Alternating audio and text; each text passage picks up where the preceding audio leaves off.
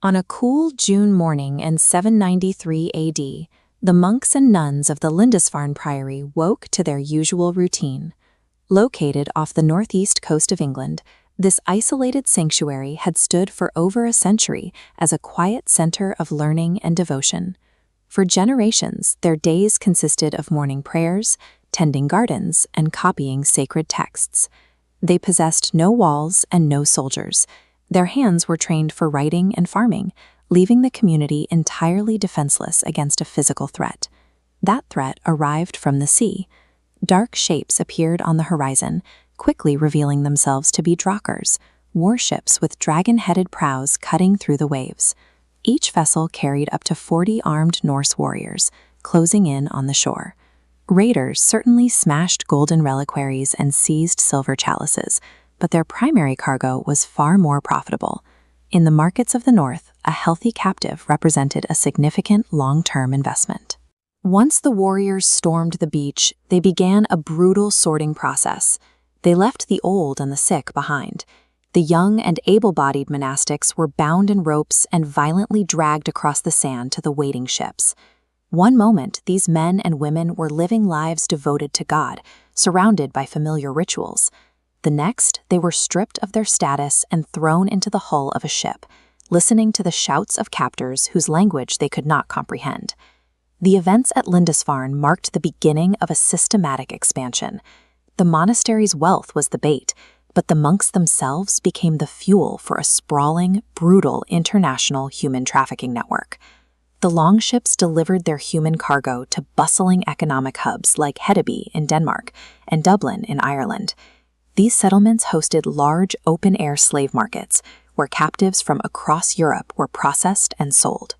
This diagram maps Viking society's rigid structure: jarl elites at the top, carl free farmers below, and thralls at the bottom. Isolating this tier reveals a grim legal reality. Thralls possessed zero human rights and were traded exactly like livestock. For captured nuns, this system wiped out their previous lives entirely. Their vows of poverty meant nothing when they possessed no right to own themselves. Their strict vows of chastity became impossible to defend against men whose will was absolute law. These women faced agonizing daily conditions in captivity. They worked endlessly long hours grinding grain, hauling water, and scrubbing hides. Inside the captors' homes, many were coerced into serving as concubines, their value entirely tied to their labor and obedience. The legal code actively incentivized this exploitation.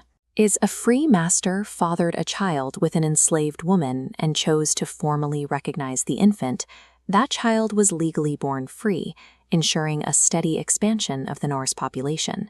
As the shock of the raids faded, a deeper theological crisis emerged within the church. Monastic life was defined by the vow of chastity, a vow that was physically impossible to maintain in captivity. For years, the status of these women remained in a painful limbo. Theologians eventually resolved this by distinguishing between the body and the soul. They argued that a nun forced into concubinage remained spiritually pure because her will had never wavered. This allowed the church to honor these survivors as unwilling martyrs rather than outcasts. The Norse economy operated with brutal efficiency. It extracted physical labor while systematically erasing a captive's identity, autonomy, and spiritual agency. Yet fragments of the captive's original world survived the journey. As the Vikings pushed outward to settle remote frontiers like Iceland, they brought their entire enslaved labor force with them. This map illustrates a measurable shift in population genetics. Modern DNA studies show that a massive portion of Iceland's maternal ancestry traces directly back to Britain and Ireland. This is the biological footprint of the female captives brought there during the 9th century. Embedded deeply inside the homes of their masters, these enslaved Christians became accidental missionaries. They lacked the power to rebel, so they relied on quiet endurance. They introduced small rituals into daily Norse life. A former nun might whisper Latin prayers while raising her master's children, teaching a young future chieftain to make the sign of the cross. Modern archaeology provides the physical proof of this quiet influence. Inside early Scandinavian graves, researchers consistently find simple Christian crosses carved from bone or amber resting right alongside traditional pagan amulets. Still, we cannot romanticize their suffering. The vast majority of these captives died in bondage, their names completely lost. Excavations reveal thralls buried on the very edges of cemeteries, their bones carrying the deep marks of hard labor, chains, and occasionally ritual human sacrifice.